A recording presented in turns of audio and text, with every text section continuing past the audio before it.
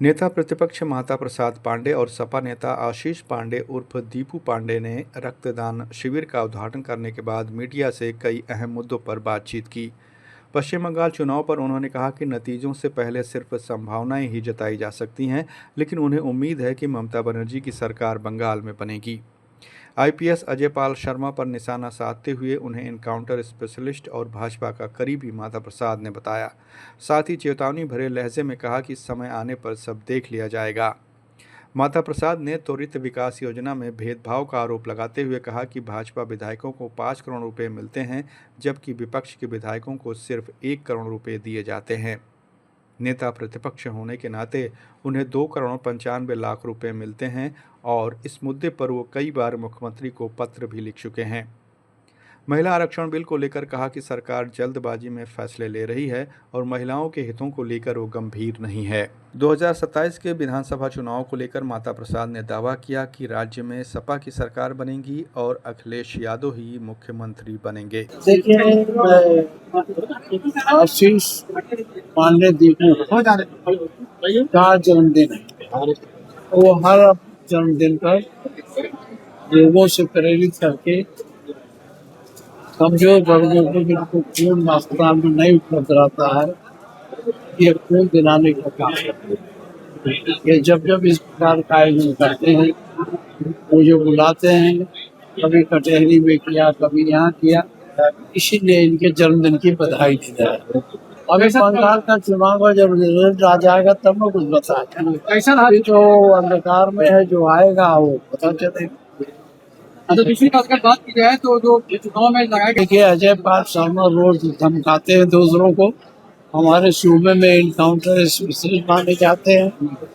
अब वो भाजपा के बहुत चहेते अधिकारी है, जब कभी समय आएगा तो वो अपना देखेंगे क्या होगा। अच्छा, विधानसभा में एक आपको बात आई है कि जो विपक्ष के हैं विधायक उनको 1 करोड़ दिया जा रहा है और जो पक्ष में उनको 5 करोड़ दिया जा रहा है। इसको मैंने मुख्यमंत्री को चिट्ठी लिखी है। तो त्वरित योजना का कार्यक्रम है, अपने क्षेत्र में कितनी सड़कें हैं, कितना क्या है, उसके लिए एस्टिमेट बना के भेजा जाता है। मुख्यमंत्री ने अपने सरकारी विधायकों को जो भाजपा के उनको 5 करोड़ दिया और विपक्ष को 1 करोड़ दिया। अब मैं नेता विरोधी दल हूँ तो मुझे 2 करोड़ 95 लाख। महिला छात्रों की क्या कहेंगे? महिला छात्रों की क्या कहेंगे? विरोध चल रहा है। ये पूछ लिया, अच्छा किया, मैं इसको व्यापक ढंग से बता दूं, लेकिन चलाना।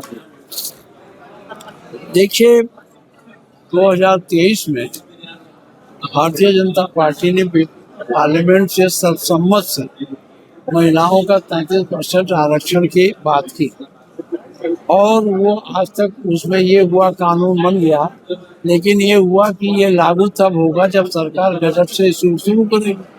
तो अब की बार इन्होंने उसको डिलिमिटेशन से जोड़ दिया। ये हुआ था कि ये जो नया परसीमन नई जनगणना होगी उसके बाद परसीमन कराया जाएगा और उस परसीमन से आयोग के माध्यम से नए नए क्षेत्र बनेंगे, ये लागू होगा।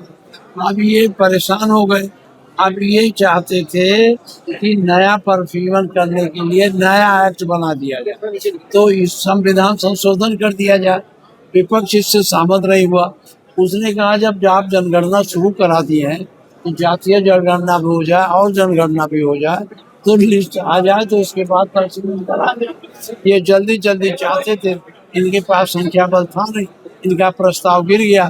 तो ये इसलिए है जैसे कि सियानी बिल्ली खंभा नोचे कहावत है, वैसे सरकार के लोग जब अपना विधेयक नहीं पास करा पाए संशोधन विधेयक, तो जगह जगह निंदा प्रस्ताव जन आक्रोश ये दिखाते हैं। ये इनका प्रचार है। ये न तो आरक्षण देना चाहते हैं और ना ही महिलाओं के लिए कुछ करना चाहते हैं, केवल उनको बजा के रख। अगर आरक्षण देना है तो हम लोग कहते हैं जो वर्तमान में संख्या है इसी पे 30% लागू कर दो, इसी पे पार्लियामेंट में लागू कर दो, असेंबली में लागू कर दो, तो जनगणना कराएंगे। तो जनगणना हो तो ठीक से जनगणना हो जाए, तो जनगणना भी नहीं होने देंगे, वैसे अपने मन पर। इसीलिए विधेयक इनका गिर गया। समाजवादी पार्टी या कोई विपक्षी पार्टी महिला आरक्षण के खिलाफ नहीं है, क्योंकि आरक्षण का विधेयक 2023 में ही पारित हो चुका। केशव प्रसाद मौर्य जी कह रहे हैं कि 27 के चुनाव में सबसे पूछना चाहता हूँ, पहले वो कोई चुनाव जीत के आए, वो खुद है साफ है। वो चुनाव हार गए हैं हमारे पार्टी के एक महिला कार्यकर्ता से, तो चुनाव खुद नहीं हार गए, तो साफ वो होंगे कि हम लोग हैं? वो तो पहले ही साफ हो गए। अच्छा, जब वो एक तरफ कहते हमने माफिया खत्म कर दिया, आप दोहरा जमान देखो, एक तरफ बोलते हैं कि हमारे यहाँ कोई माफिया रह नहीं गया, और दूसरे तरफ कहते हैं समाजवादी माफिया। तो माफिया है क्या? माफिया जो सबसे ज्यादा है वो भारतीय जनता पार्टी में है, और वो सरकार के संरक्षण में है, और एक वर्ग विशेष के, एक जात विशेष के। चलिए, अरे हम कैसे कहते हैं किसकी बनेगी? देखिए, चुनाव का रिजल्ट नहीं जब तक आता है तब तक संभावनाओं की बात होती है। तो संभावना तो ये है कि ममता की सरकार बनेगी। आज मैंने पढ़ा इन्होंने 72 पोलिंग उसके क्षेत्र में पुनर्मतदान का आदेश किया है। क्या क्या है इतने करने के बाद भी वहाँ क्या है मैं नहीं जानता, लेकिन ये मैं जानता हूँ कि ममता बड़ी चक्कर दे रही है इनको।